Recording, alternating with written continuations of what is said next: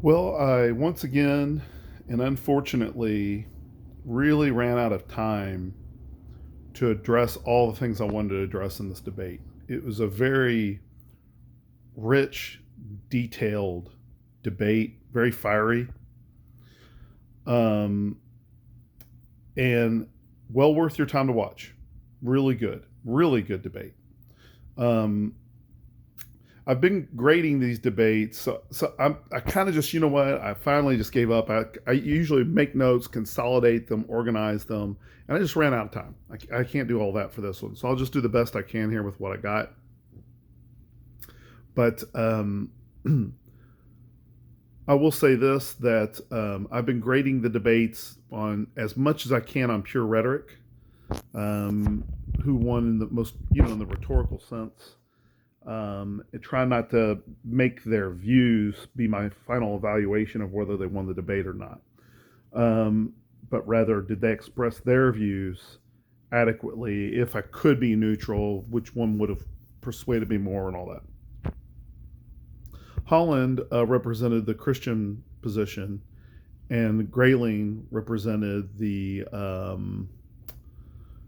naturalist position. And just the idea is how Christianity shaped history, and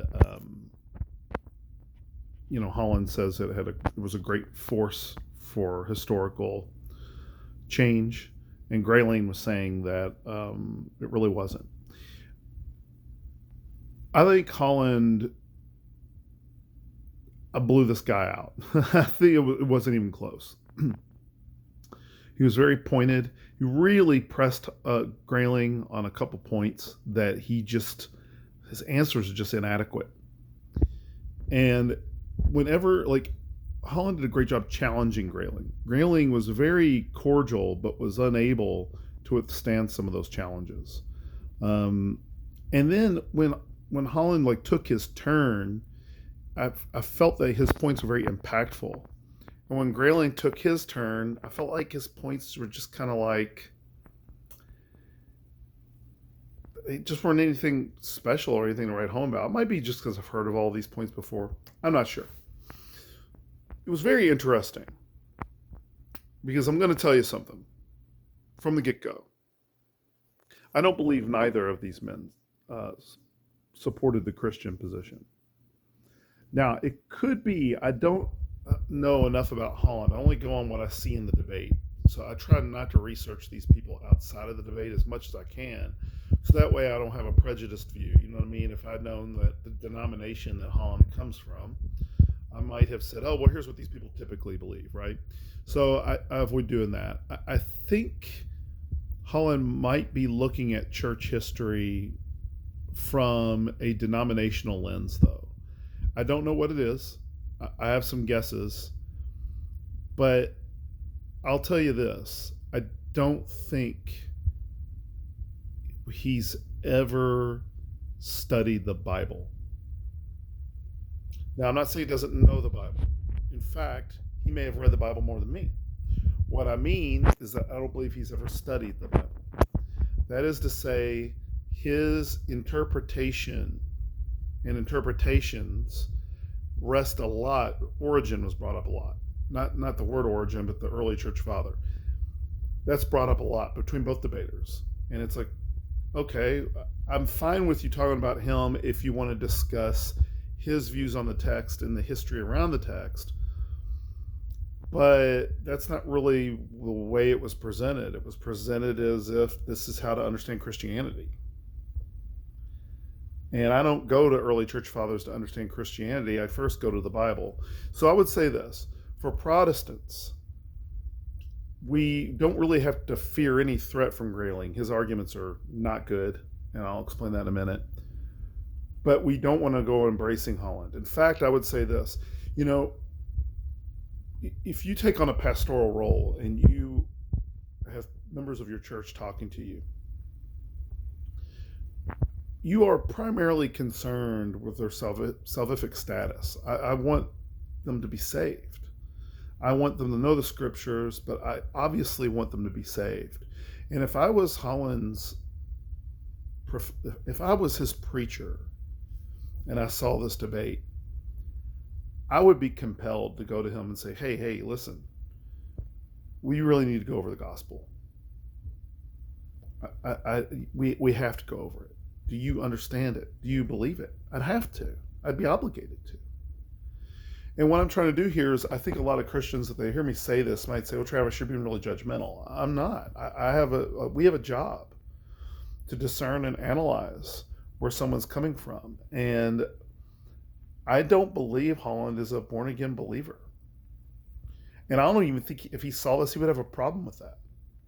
He'd probably be like, "Yeah." And I'll explain. As the debate went on, it was really interesting. I kept hearing Holland say things, and I was like, he doesn't have a lot of theological training. And he doesn't have a lot of philosophical training. At one point, he says that God gave us the ability to reason, right? And so to understand the laws of the universe. And he says, according to the Old Testament covenant and the New Testament covenant, God subjected himself to those laws, except that he could provide miracles. And provided, just to be honest, I don't entirely know what he means by that. I'm like, what does that even mean? He was trying to make a point to Grayling about, our nature as human beings and God's nature and so forth. But what I was looking at was, does he know what the Euthyphro dilemma is? Because if I was Grayling, I would have probably brought that up, which he didn't, because Grayling's philosophical training might be worse than Holland's. So Holland builds his entire argument on church history as opposed to biblical doctrine. And what I would say to him is that while his views might be good, they don't represent the worldview that's constructed by the Bible at all.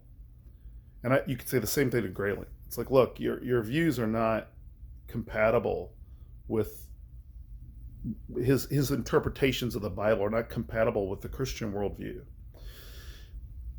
And I would say to Grayling, his entire career maybe, and his entire argumentation is built on the genetic fallacy. He's trying to explain away all of Christendom by its origins. That's not adequate. It's just not adequate. Now you might go, whoa, you can't take a person's entire career and whisk it away on a single argument. Oh yeah, you can. Oh yeah, you absolutely can. It may sound to the untrained ear like being dismissive or having a convenient response. It's not. I could offer a very, very complex response, but in the end, it's going to boil down to he's trying to explain all of Christianity away by its origins. Now, let's do a little experiment, because I always found this really interesting. One way, I've noticed that this has held true over the years, one way you can tell if someone's using a logical fallacy is if you can take their arguments and restructure it and use it against them. And if holds water, you're seeing that they're not using a good, valid argument. And I tested this with Grayling's arguments. So I am going to go over my notes here in just a minute. I'm going to try to do this in one take here instead of multiple parts.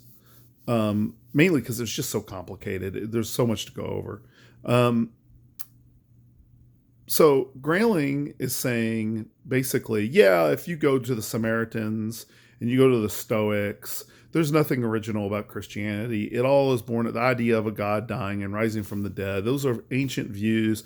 This was part of, the ethos of the time, and it just was all born out of that. And if you go to this time period, this is where you see the idea of a soul, and that's in the 4th century, and all these things.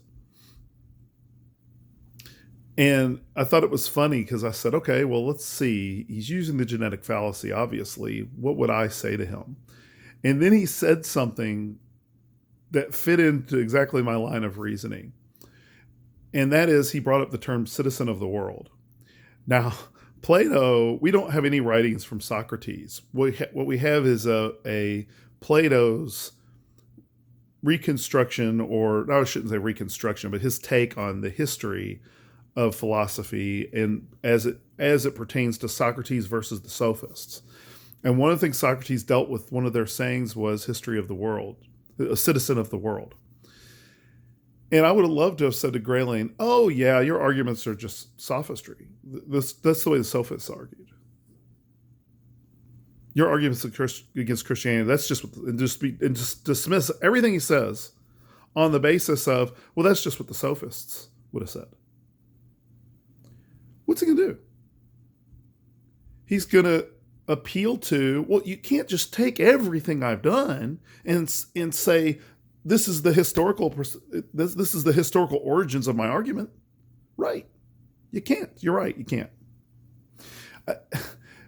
I heard a philosopher one time in a debate was taking a Q&A in the audience. This is how I learned to do this form of application. And someone said about Christianity, he said, what do you do with all of the books, though, that have been written debunking the resurrection? And he goes, oh, yeah, there's been tons of books written in response to the books. You could just take the exact same logical fallacy and just apply it to their arguments. And you could easily do this, Grayling. Say, yeah, it's just go back through history. There's nothing original. Grayling, nothing, not even your arguments. So it really was not an impressive show by him. I did like his personality, to be honest. I like both their personalities. They're both really interesting men to listen and talk. Again, highly recommend the debate. Really good, very deep, fiery. Oh, man. Holland was all over him. I mean, okay, let me go over my notes here very briefly. They'll be a little bit out of order, a little bit unorganized, to be honest with you. Like I said, I normally organize these much more carefully, but just kind of ran out of time. There was so much to think about. I watched the debate 5 times, almost said 10 times. I probably didn't watch it actually 5 times. It's probably more like 4, but there's a lot of depth. So Holland says this. He says, the cross is the reversal of the indignity that it was meant to provide. It was supposed to publicly show the power of the Roman authority and indignify you in front of all. And that the cross reversed all of that. Now, this was a profound point, right? It is. It's a profound point. But that's not the point of the cross. If you read the scriptures, that is not the point of the cross. It might be a side effect. Might be something you could say historically happened. It might be a good thing, but that's not the point. God did not send his son to die on the cross to reverse indignity of humanity. In fact, you might want to say, well, it's also not dignified to sin, is it?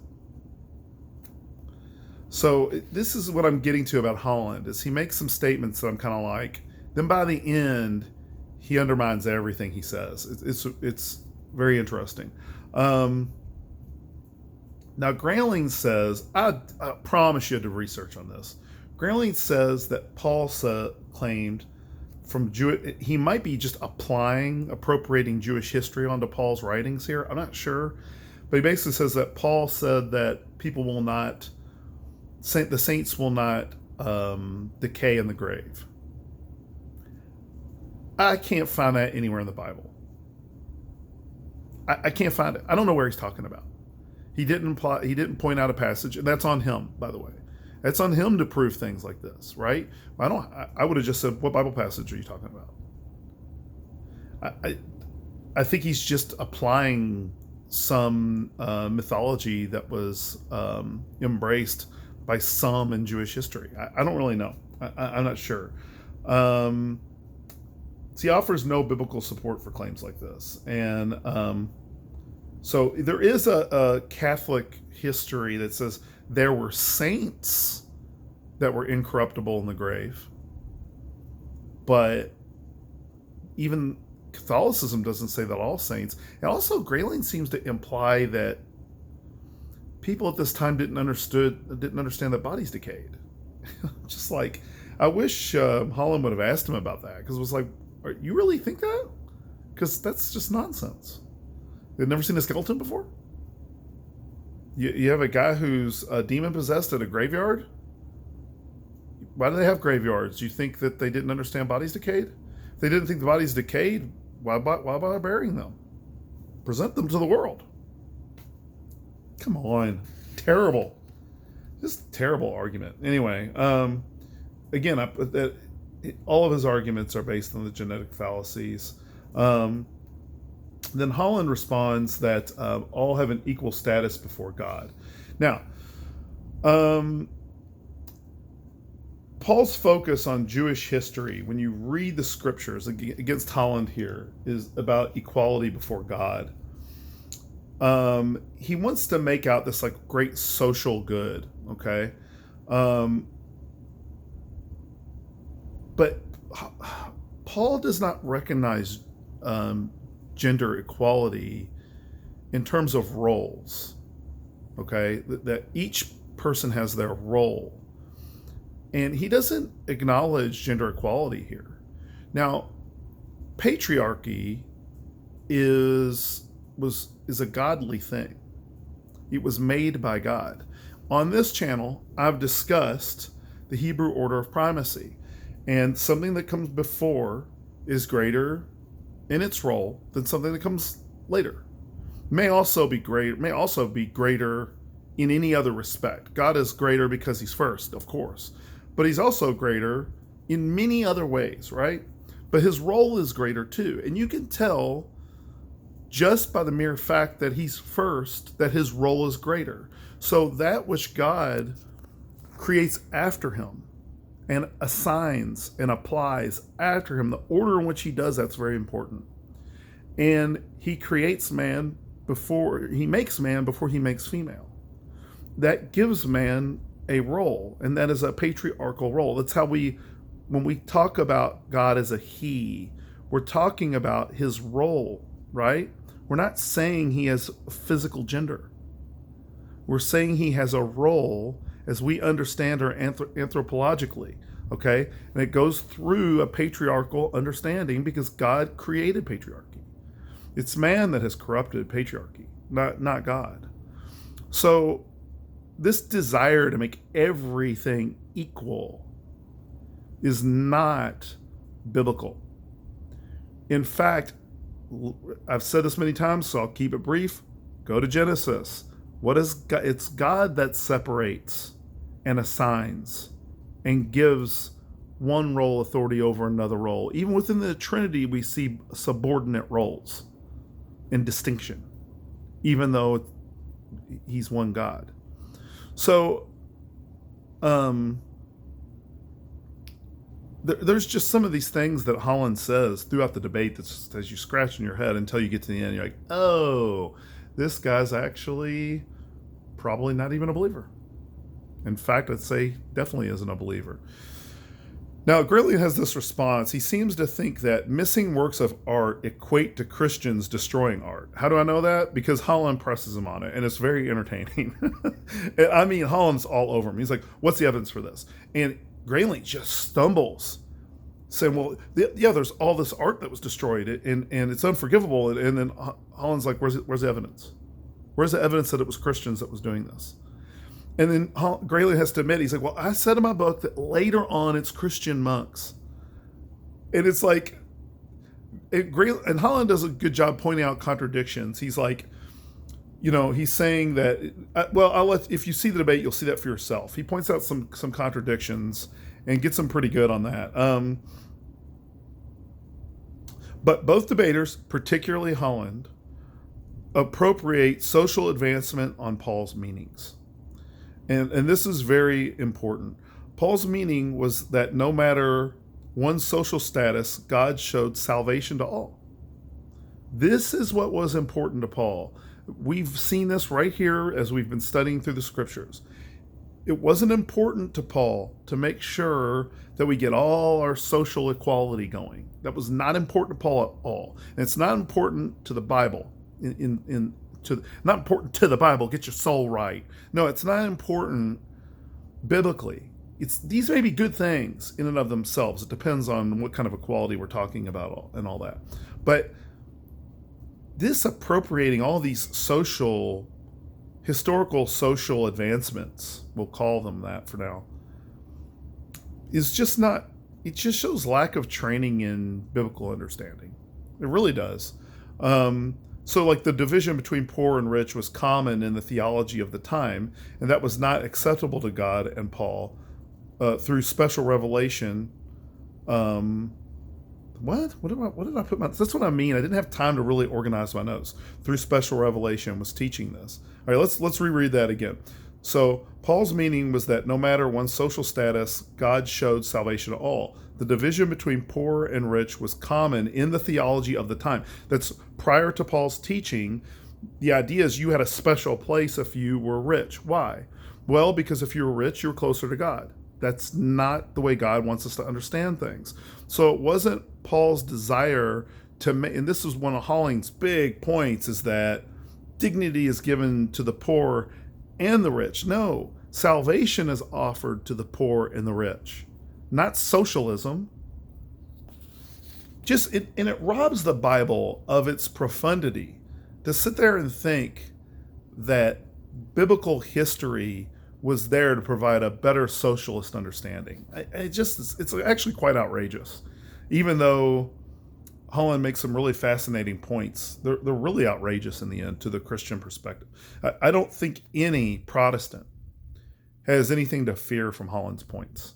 You could just go to the Bible text and you could take everything Holland says and go, where do you see this in the construction of the worldview of Christianity in the Bible? Because it's not there. And he would have to go, well, Origen says this about the history of the time and all that. It's ridiculous. Anyway, so these, I call them the equality passages, because I can only think of this in biblical terms, because he keeps talking about Christian history, but he doesn't really go to like Bible passages. It seems like he just mentions Paul. And it's like, well, the only place I know where Paul teaches is in the Bible. And wherever these equality passages are, he must be talking about the sections where God shows no impartiality. And in those sections, he's talking theologically and in terms of salvation. He's not talking in terms of governmental structure or social structure. Will it change those things? Well, sure. And are those things good? In many cases, yes. But that's not the worldview of the Bible. And then for Grayling to say, well, these Christians were just destroying art and destroying classic writings and then going back later and restoring them. I would have loved to have said, take a Bible and show me where that's advocated in the Bible. So I would say this: those who misrepresent Christianity are not the people we go to understand Christianity. Once again, Grayling is basing his arguments on really flawed thinking. And it just shows that university is a big failure when it comes to training people, even professors, on how to think philosophically about these things. This isn't something that it's undignified of a professor to present these kind of arguments, but that's the best they can do in this current structure of the university.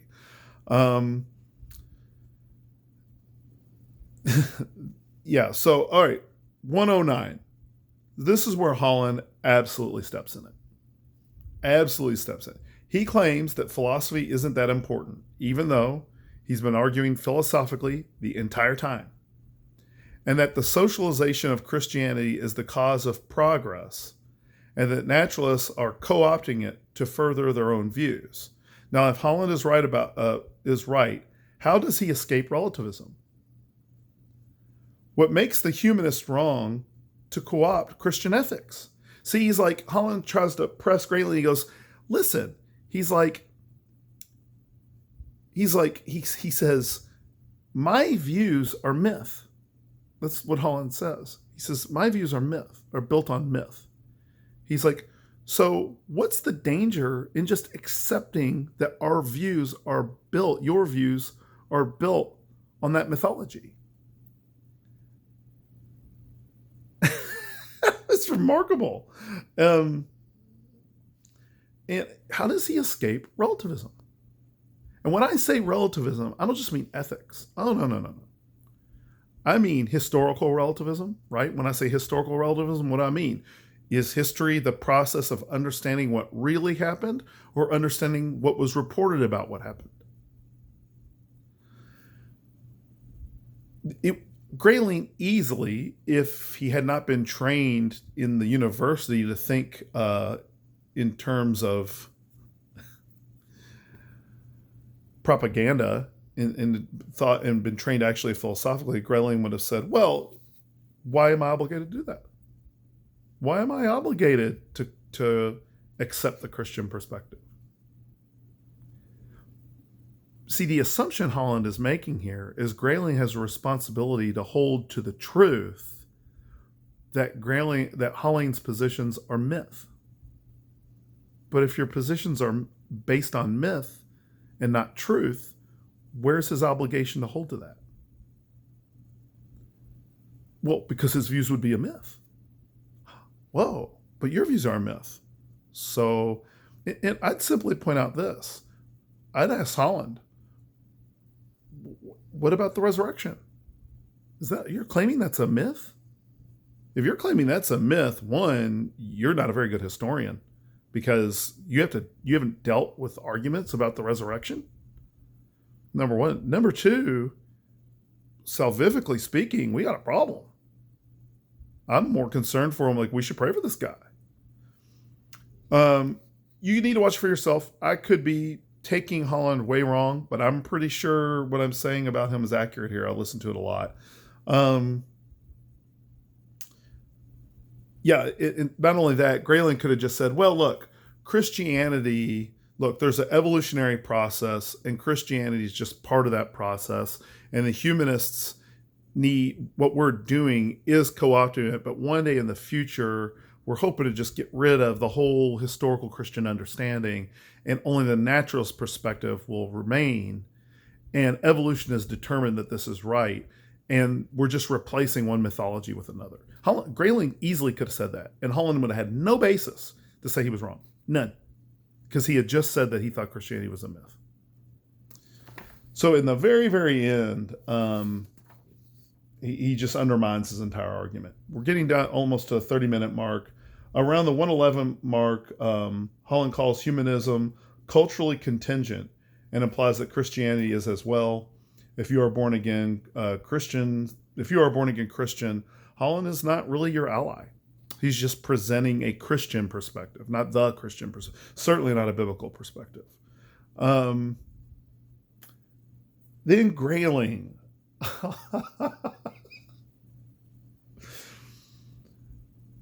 Tries to argue that morality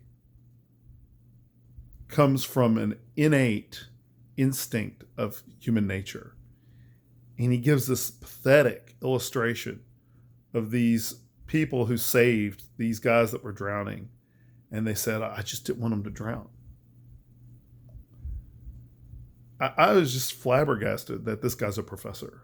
Flabbergasted. It's like,